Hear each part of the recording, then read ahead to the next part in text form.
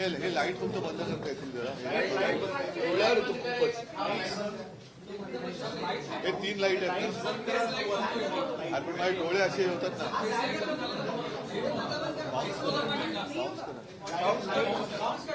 कारण मला मग हे नाही त्रासदायक होते. हे ते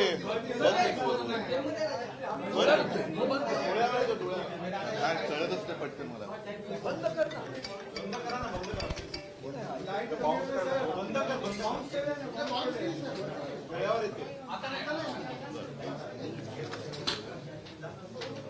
बोला काय काल अरेस्ट आज तुम्ही भेट पण घेतली कुटुंबाची. नाही, मला या निमित्ताने एकच मुद्दा जो मी परवा आपल्याशी संवाद साधला होता तोच मुद्दा पुढे न्यायचा आहे आणि त्याला पुष्टी देणारं भाषण काल भाजपाचे अध्यक्ष नड्डा यांनी केलेलं आहे. ते त्यांचं भाषण ज्याचा वृत्तांत आलेला आहे. सर्वच लोकांनी आता डोळे उघडून कान उघडून आपला देश कुठे चाललेला आहे आणि तो जिथे हे नेऊ इच्छितात तिथे नेऊ देणं, त्याच्यामध्ये आपण मदत करायची की नाही हे देशातल्या प्रत्येक सामान्य नागरिकांनी आता ठरवण्याची वेळ आलेली आहे. नड्डांची 1-2 वाक्य ही हे बिहारमधले मुद्दे आहेत जे मला आता ई पेपर आपल्या त्याच्यातनं तुम्ही काढले.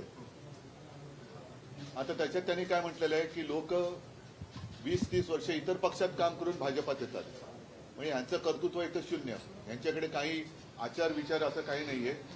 भाजप सोबत लढणारी किंवा लढणारा आज कुठलाच राष्ट्रीय स्तरावरील पक्ष नाही, कुठलाच विचार पक्षांकडे नाही. हे फार भयानक आहे. आणखी पुढे जे आहे त्यांचं म्हणणं असं आहे की हा एकच म्हणजे इतर संपले, जे संपले नाहीत ते संपतील आणि फक्त आपण टिकणार. हे जे त्यांचं वक्तव्य आहे हे देशाला एकछत्री किंबहुना हुकुमशाहीकडे नेणारं वक्तव्य आहे. ओडिशा एक व्यक्तीचा पक्ष, तेलंगणा, तामिळनाडू, महाराष्ट्रात शिवसेना जी संपण्याच्या मार्गावर आहे ते त्यांनी प्रयत्न करूनच बघावा. राष्ट्रवादी कुटुंबाचा पक्ष, काँग्रेस पण भाऊ बहिणीचा पक्ष भाजपाला वंशवादाच्या विरोधात लढायचे आहे. पहिला भाजपचा वंश कुठून सुरू झाला हा पण एक महत्वाचा मुद्दा आहे. कारण तेच म्हणतात की इतर पक्षात काम केलेली लोक आपल्याकडे येत आहेत. मग इतर पक्षातले लोक जर त्यांच्याकडे येणार असतील तर भाजपचा वंश तरी नेमका कोणता आहे? आणि आजचं जे राजकारण चाललेलं ते अत्यंत निर्गुण आणि घृणास्पद आहे, अत्यंत निर्गुण आणि घृणास्पद आहे. म्हणजे त्यांच्या सोबत जे येतील ते आपले, हे एक राजकारणात मी समजू शकतो, पण नुसते सोबत येतील ते नाही, आपले जे गुलाम होतील ते काही काळ आपले, त्यांचं काम संपल्यानंतर नवीन गुलाम येतील, हे गुलाम जातील. हे गुलामगिरीकडे वाटचाल करणारी ही दिशा त्यांनी ठरवलेली आहे आणि त्याचा सगळ्यांनी प्रत्येक पातळीवरती विरोध करायला पाहिजे. संजय राऊत बद्दल मला नक्कीच अभिमान आहे, कारण ज्या पद्धतीने नड्डा पक्ष वाढवत आहेत, ठीक आहे, एक गोष्ट नक्की की राजकारण म्हटल्यानंतर आपण साधारणतः बुद्धिबळाशी त्याची तुलना करतो, पण आजचं राजकारण जे आहे त्याच्यामध्ये बुद्धीचा नाही पत्ता, फक्त बळाचा वापर चाललेला आहे. आणि नुसतं बळ आज तुमच्याकडे आहे म्हणून तुम्ही जर का इतरांना संपवण्याच्या मागे लागणार असाल तर दिवस हे सर्वदा सारखे नसतात. दिवस हे फिरतात आणि मग दिवस एकदा फिरले की तुमचं काय होईल ह्याचा विचार सुद्धा नड्डा साहेबांनी आणि भाजपाने करण्याची आवश्यकता आहे. संजय राऊत बद्दल मला नक्कीच अभिमान आहे. संजय माझा जुना मित्र आहे. आत्ताच मी त्याच्या कुटुंबियांची भेट घेऊन आलो. आई, वहिनी, त्या दोन्ही मुली. काय गुन्हा काय संजयचा? गुन्हा काय? पत्रकार आहे, शिवसैनिक आहे, निर्भीड आहे आणि जे पटत नाही तो बोलतोय. आणि ज्या पद्धतीने त्याला अटक केलेली आहे त्याचं एक वाक्य चांगलं आहे, मरण आलं तरी परवा नाही पण मी शरण जाणार नाही. हे फार महत्वाचं वाक्य आहे आणि तोही शरण जाऊ शकला असता. जे शरण तिकडे गेलेत, मी असं म्हणेन की हमाममध्ये गेलेले आहेत, आंघोळीला गेलेले आहेत आणि जोपर्यंत सत्तेचा फेस त्यांच्या शरीराभोवती आहे तोपर्यंत आमच्यावरती ते टीका करू शकतात. तो फेस गेल्यानंतर त्यांच्या परिस्थितीची त्यांना जाणीव होईल. सत्तेचा फेस एकदा का उतरला की ते काय आहेत हे लोकांसमोर येईल. तूर्त मला असं वाटतं की आज एक जुनी आठवण जे शिवसेना प्रमुखांनी मलाही सांगितलेली आहे आणि मला असं वाटतं की भाषणात सुद्धा सांगितलेली आहे की दुसरं महायुद्ध जेव्हा पेटलेलं होतं त्यावेळेला हिटलर जोरात होता आणि एक काळ असा आला होता की हिटलर आता जिंकणार. हिटलर रोज कुठे ना कुठेतरी बॉम्ब टाकायचा आणि त्यावेळेला मात्र डेव्हिड लो नावाचे एक व्यंगचित्रकार ब्रिटनमध्ये होते, मूळचे ते न्यूझीलंडचे. डेव्हिड लो एक व्यंगचित्र काढायचे आणि हिटलर नामोहरम व्हायचा, म्हणजे हिटलरची तळपायची आग मस्तकात जायची. आणि असं म्हणतात की हिटलरनी त्यांच्या सैनिकांना सांगितलं होतं की हा माणूस आहे तरी कोण, याला घेऊन या, जिंदा या मुर्दा असं जे आपण म्हणतो ना तसं त्याला घेऊन या. तशी परिस्थिती आज आपल्या देशात व्हायला लागलेली आहे की विरोधात जर का कोण बोललं तर त्याला वाटेल ते करून अडकवायचंच आणि तो बऱ्या बोलाने म्हणजे दमदाटी आणि लोभ दाखवून जर का शरण आला नाही तर त्याला अडकवून टाकायचं. ठीक आहे, न्यायदेवतेवरती आमचा विश्वास आहेच, कारण शेवटी 4 स्तंभ आपण आपल्या लोकशाहीचे मानतो आणि या स्तंभांपैकी बाकीचे स्तंभ त्याच्यात एक तुमचा सुद्धा आला आणि तुमच्याचपैकी एक आज त्याला अटक झालेली आहे. ही अटक आणि सगळ्या गोष्टी बघितल्यानंतर मला तर जसं नितीन गडकरी म्हणाले तसं आता वाटायला लागलेलं आहे राजकारण सोडण्याचा मुद्दा नाहीये, पण राजकारण आता घृणास्पद व्हायला लागलेलं आहे. घृणा वाटायला लागलेली आहे या राजकारण्यांची. एक दिलदारपणा पाहिजे. तुम्हाला इतर पक्ष संपवायची जर का हौस असेल तर तुम्ही जनतेसमोर जा. जसे तुमचे काही विचार इतरांना विचार नाही आहेत तर तुमचं काम सोपं असायला पाहिजे. तुम्ही तुमचे विचार मांडा, ज्यांच्याकडे विचार असतील किंवा नसतील ते त्यांचे मुद्दे मांडतील आणि जो काही निर्णय आहे तो जनतेला घेता येईल, जे आजपर्यंत करत आले. अगदी काँग्रेस सुद्धा 60-65 वर्ष काँग्रेसने राज्य केलं. आज काँग्रेसची परिस्थिती बघितल्यानंतर लगेच जे कोणी सत्तेत बसलेले आहेत त्यांनी मोठमोठ्या बड्या मारण्यामध्ये काही अर्थ नाहीये. कारण हेही तुम्हाला सांगतो की मला एका गोष्टीचा नक्कीच एक अभिमान आहे की मी 2.5 वर्ष मुख्यमंत्री जरूर होतो, पण त्या 2.5 वर्षाच्या काळामध्ये माझ्या डोक्यात कधी मुख्यमंत्री पदाची हवा गेली नव्हती, ती मी जाऊ दिली नव्हती आणि मला त्याचा स्पर्शही झाला नव्हता. याचं कारण शिवसेना प्रमुख जे सांगायचे की या सगळ्या ज्या गोष्टी असतात, पदं असतील, सत्ता असेल, येते जाते परत येते, पण तू नेहमी लोकांशी नम्र राहा, लोकांशी नेहमी नम्र राहा. मी नम्र राहण्याचा प्रयत्न नेहमी करत आलेलो आहे. आज मात्र ज्यांच्या डोक्यात हवा गेलेली आहे त्यांनाही मी सांगू इच्छितो की निर्घुणपणाने वागू नका. दिवस आणि काळ हा सगळ्यांसाठी नेहमी चांगलाच असतो असं नाही, तो काळ बदलत असतो आणि काळ बदलल्यानंतर आपण जसे लोकांशी वागलोय तसा तो बदललेला काळ हा कदाचित जास्त निर्गुणपणाने आणि दुष्टपणाने तुमच्याशी वागू शकतो किंवा शकेल. तर ती वेळ, ही संस्कृती आपल्या हिंदुस्थानामध्ये आजपर्यंत तरी नाही आहे, ती याच्या पुढे येऊ देऊ नका. सर, एकनाथ शिंदेनी असं काल म्हटलं होतं जेव्हा ते दौऱ्यात होते आता की जुन्या गोष्टी आहेत, मीही बोलू शकतो, अनेक गोष्टी. जाऊ द्या, त्याच्यावरती मी काय उत्तर देणार नाही. आमच्या केदारनी त्याला उत्तर चांगलं दिलेलं आहे, केदार दिघेने उत्तर दिलेलं आहे आणि मला त्याच्याबद्दल काय बोलायचं भाजप राष्ट्रीय अध्यक्षांचं जे विधान आहे ते फार घातक आहे आणि गंभीर आहे. ते लक्षात घेता प्रादेशिक पक्षांची एकजूट असावी यासाठी आता पुन्हा म्हणजे हा जो मुद्दा ऐरणीवर आलेला आहे, एकच हा महत्वाचा मुद्दा तुम्ही मांडलात. प्रादेशिक पक्षाची एकजूट हा एक पुढचा टप्पा झाला, पण प्रादेशिक पक्ष संपवण्याचं जे भाजपचं कारस्थान आहे त्याची सुरुवात ही परवाच्या कोश्यारींच्या, मी राज्यपाल हा शब्द मुद्दा म्हणून वापरत नाही, कोश्यारींच्या उद्गारातून झालेली आहे. आणि आज नड्डा जे म्हणाले की सगळे पक्ष संपतील म्हणजे प्रादेशिक अस्मिता चिरडून टाकायची, हिंदूंमध्ये पुन्हा सांगतो हिंदूंमध्ये फूट पाडायची, भाषिक ती फूट, भाषिक भाषा भिंती त्याच्यात उभ्या करायच्या आणि स्थानिक अस्मिता ही चिरडून टाकायची. म्हणजे मराठी माणसाला चिरडून टाकायचं आणि पुन्हा मराठी अमराठी असं राजकारण करायचं, स्वतःच्या राजकारणाच्या तुंबड्या भरून घ्यायच्या आणि आपल्या विरोधात जर कोणी असतील तर त्यांना चिरडून टाकायचं. असं हे भाजपाचं कारस्थान आता अत्यंत भेसूरपणाने जनतेसमोर आलेलं आहे. सर, एक प्रश्न असा आहे की ज्याप्रमाणे आपण प्रादेशिक पक्षांना ताकद देण्याची गोष्ट करता, ममता बॅनर्जी या ठिकाणी आल्या आणि सगळ्यांना एकत्र करण्याचा प्रयत्न केला, परंतु तो प्रयोग मात्र राष्ट्रपती उपराष्ट्रपतीच्या या निवडणुकीमध्ये नाही. एक शेवटी एक लक्षात घ्या, त्याही वेळेला म्हणजे तेव्हा आणीबाणीच्या वेळेला आणीबाणीला एक अनुशासन, देशाला अनुशासन पाहिजे म्हणून शिवसेनेने जरूर पाठिंबा दिला होता. कारण ते पुन्हा त्याच्यावर ते बोलतील तुम्हीच पाठिंबा दिला होता. हो, ते अनुशासनासाठी, कारण तो सगळा इतिहास आणीबाणीचा काढला तर त्या सगळ्या गोष्टी तुम्हाला दिसतील.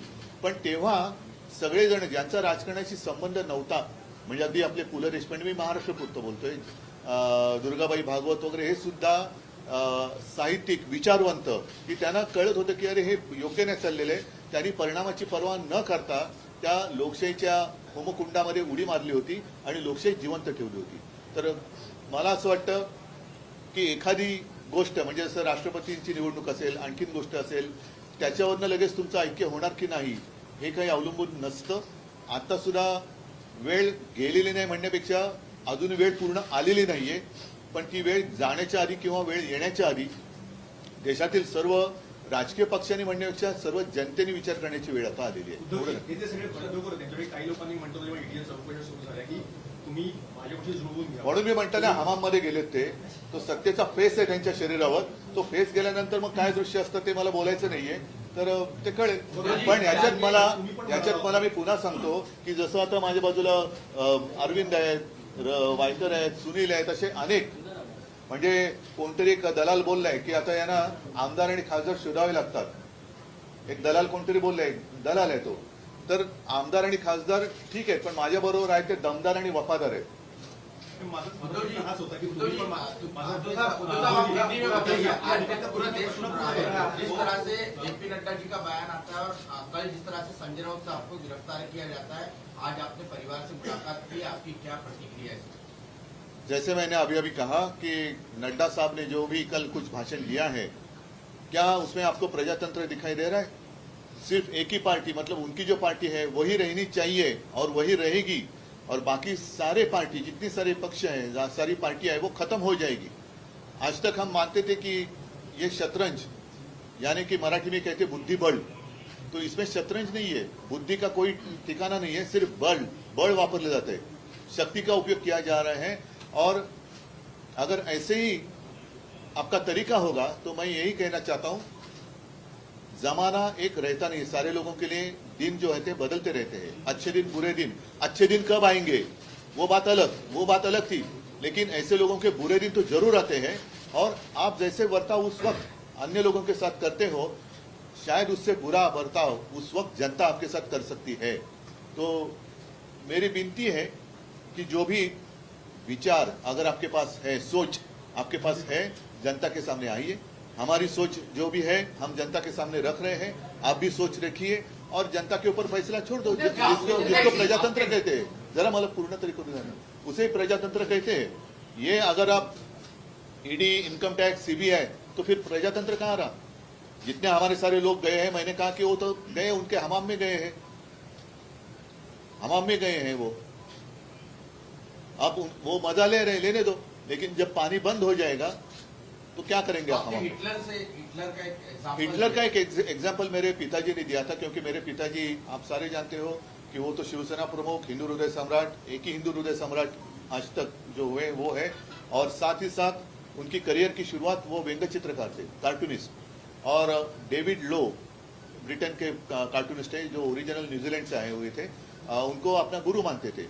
तो उन्होंने, मेरे पिताजी ने कहा था, मुझे भी कहा था, और शायद मैं मानता हूँ कि पब्लिकली भी कहा था कि जब सेकेंड वर्ल्ड वॉर चल रहा था तो हिटलर एक समय ऐसे आया था कि अब उस वक्त लग रहा था कि शायद हिटलर जीत जाएगा, पूरी दुनिया को अपने कब्जे में ले लेगा.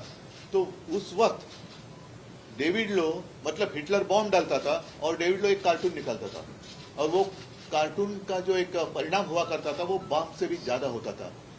और ऐसे कहा जाता है कि हिटलर ने उस वक्त अपने सारे लोगों को कहा था कि ये व्यक्ति है कौन, है कहाँ, इसे लेके आओ, जिंदा या मुर्दा जैसे है उसे लेके आओ. तो यही होती है जो तानाशाही की बात होती है.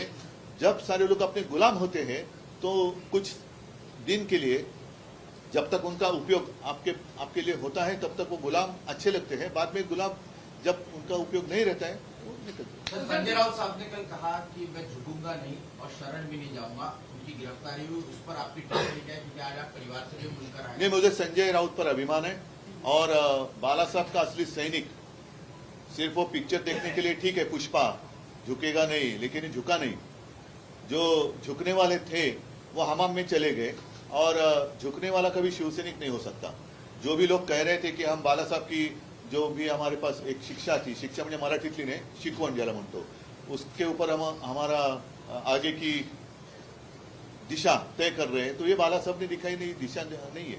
उद्धव साहेब एक प्रश्न असा आहे की आपण जे बोलले की तू वेळ यायची आहे विरोधकांना एकत्र घेण्याची, यायची आहे नाही, वेळ गेलेली नाही किंवा आलेली आलेली नाही. नाही. आता आपण मध्ये आहोत आणि आता हे काल नड्डांचं जे भाषण आलेलं आहे ते फार घातक आहे की सगळे पक्ष संपतील किंवा आम्ही संपवू असा त्याचा कंसातला अर्थ आहे. पण माझा प्रश्न असा आहे की भाजपचाही हिंदुत्व आहे, शिवसेनेचं आणि हिंदुत्व आता आहे. हे विषय सगळे झालेले आहेत.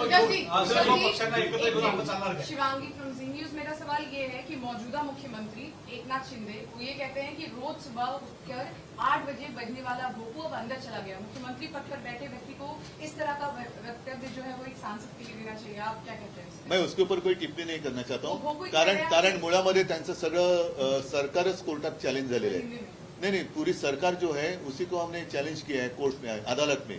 तो फिलहाल मुझे उसके ऊपर कुछ कहने की जरूरत नहीं है. बंगालमध्ये पण जी परिस्थिती पाहायला मिळते आहे, कुठेतरी तुम्ही प्रादेशिक पक्षाच्या नेत्यांशी संपर्क करताय किंवा तुम्हाला कोणी संपर्क केलाय, काही चर्चा झाली? असं आहे की ममता दीदी आहेत, केसीआर आहेत, अशी काही लोक हे संपर्कात आहेत. पण जसं मी म्हटलं ना, काल आता यांचा मुखवटा पूर्ण बाजूला झालेला आहे. आणि जसं मी परवा आपल्या कोश्यारींना एक धन्यवाद दिले होते की तुमच्या पोटातलं ओठावरती आलं अनावधानाने, की महाराष्ट्रामध्ये मराठी माणूस किंवा मराठी अस्मिता चिरटण्याचं जे तुमचं स्वप्न आहे ते तुम्ही कदाचित अनावधानाने आमच्यासमोर आणलं. तसंच काल भारतीय जनता पक्षाचे अध्यक्ष जे आहेत त्यांच्या पोटातलं ओठावरती आलं की त्यांना या देशात आता दुसरे कोणतेही पक्षच नको आहेत, म्हणजे हुकुमशाही पाहिजे याचा असा त्याचा अर्थ झाला. सर, माझा आपण एक एकत्र प्रकार असा आहे काही ना काही की संजय राऊतांना अटक केल्यानंतर काल शरद पवारांचं अजून एकही वक्तव्य आलं नाहीये. तुम्ही बोला आता- ना. तर अशी एक चर्चा आहे की संजय राऊतांना एकटं पाडलं जात आहे का, यावर तुम्हाला नाही, काय? मला या फालतू प्रश्नाला उत्तर द्यायची नाहीये, कारण मी आता संजयच्या घरी जाऊन आलो. पुन्हा एकदा सांगतो की संजय आणि आमचे कौटुंबिक चांगले संबंध आहेत. संजय माझा जुना मित्र आहे आणि म्हणूनच त्याला मी आरोग्य करतोय. तो एक कट्टर शिवसैनिक आहे आणि त्यांनी या दंडेलशाही विरुद्ध न झुकता लढू शकतो ही एक ठिणगी नक्कीच त्यांनी टाकलेली आहे. सब क्या सवाल आपको क्या लगता है?